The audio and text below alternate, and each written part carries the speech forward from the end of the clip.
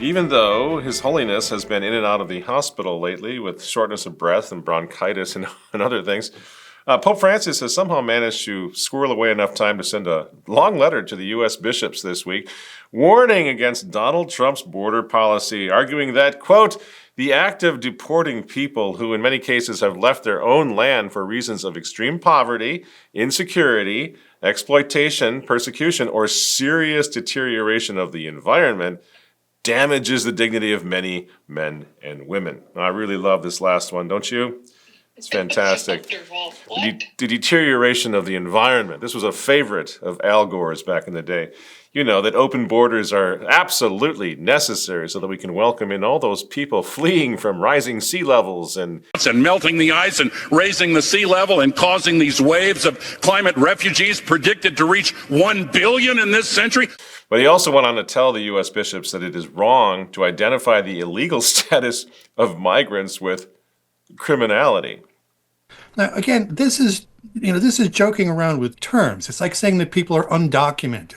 Well, yeah, it's not that they just lack paperwork. No one likes paperwork. They're here having broken a law. So there is criminality. And of course, in addition to that, every country has a right to decide what it regards as criminal and what it doesn't regard as criminal. They trash the Catholic Church. They let it be trampled on by their globalist friends day in and day out, obviously minimizing the civilizing influence of the church in third world countries, in every country, but especially in third world countries, poorer countries, until finally what are we left with? Well, where the church used to be able to maintain some law and order based on God's law and the Ten Commandments and soup kitchens and schools and orphanages and hospitals and taking care of these people. Now we're left with a desperate and mostly godless people. Thank you very much, Vatican II, and the modernists who were into the church. Mostly fallen away Catholics, if they identify as Catholics at all, you know. And these people are running for the borders, fighting with the cops, yes, becoming criminals, breaking into other people's countries, right? Risking their lives. Let's not forget that. The number of people who die trying to make these journeys from all over the world, right? You know, this is called Christless chaos. And guess who's responsible for it? The folks running the Vatican right now, who never even mention the fact that all the religious orders, all the priests, all the nuns who used to run the hospitals and the orphanages, they're gone. They're all gone. There are no vocations anymore. It's social uplift and life coaching from the church, from the Vatican. And now they're blaming Donald Trump.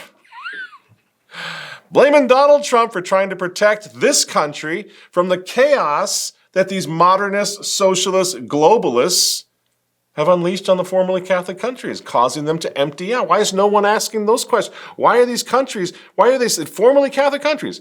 Why have they become such hellholes that everybody wants to get the hell out of there as fast as they can and risk life and limb, jumping border walls to get into our country? It's because they're no longer Catholic. Nobody's following God's law. Nobody's following nature's law. So why would you follow international law when it comes to borders? During the run-up to the last election, you'll remember, Francis couldn't even decide which is more evil, borders around a country or the slaughter of babies in their mother's wombs. Ambedue sono contro la vita, sia quello che butta via i migranti, sia quello che uccide i bambini. Ambedue sono contro la vita e si deve scegliere il male minore. Chi è il male minore? Quella signora o quel signore? Non so. Think about this. This is the moral and spiritual leader of the world, supposedly, the Christian world. And where does this kind of crap leave a very practical and pragmatic politician like Donald Trump? Where does it leave him? Do you think he's sitting at the feet of Pope Francis and say, tell me more, Francis, what else must I do? You think he's doing that? No. You know what he's thinking? You know what Donald Trump is thinking? This is what the crisis was during the run-up to the last election, because I got what he was doing. You know, he's thinking that if even popes are lightening up on things like gay marriage and abortion, well, why shouldn't we? The politicians. Pro-life people and pro-abortion people are debating about what y'all are going to do with the abortifacient drugs that some would say haven't been studied enough, especially among young people. They're over the counter. Biden loosened the restrictions on them. What will you do on that issue? President Trump hasn't made a decision about that issue yet. Study it more? What he's asked me to do is study the safety study the safety signals. And I think that that's worth doing. During the Biden administration, the NIH did something that was inexcusable, which is to tell doctors and patients not to report injuries. Now, I know what you're thinking, because it's the same thing I'm thinking. Well, Mr. Secretary, we certainly know what those evil little pills are going to do to babies. We know it's not safe for babies. They're not safe for babies. There's a 100% lethality rate, in fact. And that's why they need to be taken off the market, especially by a Catholic guy who wants to make America healthy again. Let's let the babies live, first of all, shall we? So that's that. But nevertheless, I guess I'm a glass is half full enough of a guy to say, is this a slight indication that Trump is getting ready to roll back a little on this, take the abortion pills possibly off the market eventually? I mean, let's hope so. And certainly that's what we called on them to do not too long ago.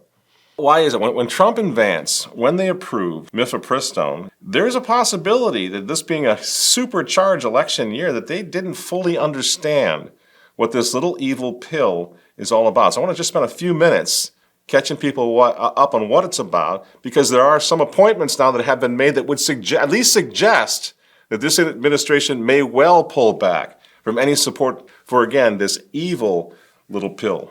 Wouldn't it be great if the bishops, the vaunted Catholic bishops, would also take it upon themselves to pressure politicians like Donald Trump in the same way? I guess that's not going to happen now, because they're too busy following the money.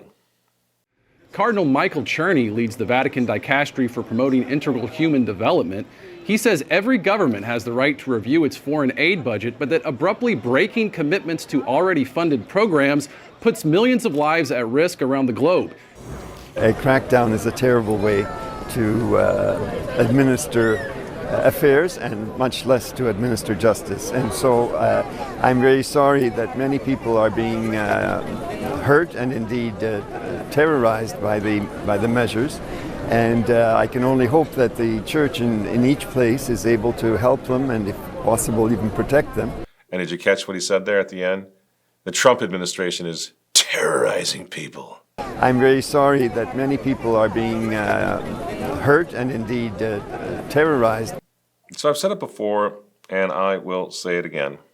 You know, these guys, they present a clear and present danger to the world, to all of us, to our children. And no, we're not going to buy into this nonsense about we don't care about the other and they do. They don't give a rat's keister about the other. They care about the money that comes in from pretending to care about the other, okay? Like this country is founded by immigrants. I'm the grandson of immigrants, very proud of that fact. We have no problem with the other. My grandfather and grandmother came over from the old country. They learned the language and they followed the rules and never became criminals. We're very proud of that heritage. We're going to talk about that in a minute after a word on tonight's sponsor. The sponsor of tonight's Underground, friends, is America's pro-life phone company, Charity Mobile. They've got 30 years in the business of helping the unborn. Now, Roe may be gone, but the pro-life movement still needs our support, and Charity Mobile sends 5% of your monthly plan price to the pro-life, pro-family charity of your choice, including, by the way, the Remnant, if you so desire. So support the causes that you care about while you enjoy nationwide coverage on America's most reliable network. All of Charity Mobile's monthly plans now are priced under $50 before taxes and surcharges. And if you don't want data, there's a straight talk and text plan for you too. So go to CharityMobile.com/RTV and check them out. And if you use the code RTV at checkout, you will get a free phone, free shipping. It's a great deal. So again, go to CharityMobile.com/RTV and use the code RTV at checkout. The link is in the description box below. So please support our sponsor, Charity Mobile. So I want to take one more little crack at sort of establishing for this show, the purpose of this show, what we're trying to do, sort of editorial policy moving forward, with respect to the Trump administration, the Trump phenomenon now, which is a global phenomenon, obviously. If you want a Catholic press that speaks Catholic social doctrine to political power in a post-Christian world, then stick around. Stick around. Because I see that that's our job. We're not just content creators. We're not podcasters, right?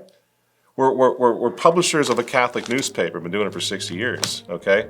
My family's been running Catholic newspapers for 160 years in this country, you know? And we've always tried to hold politicians accountable, at least to the best of our abilities, because that's our job, right? I disagreed with Trump on a number of things. Warp speed, for example, the first time around. I disagreed with him vehemently. And today, well, look what happened. Hey, Michael Matt here. You tired of those annoying ads cluttering up our YouTube videos? We are too. Start watching our show at the totally ads-free Remnant-TV.com.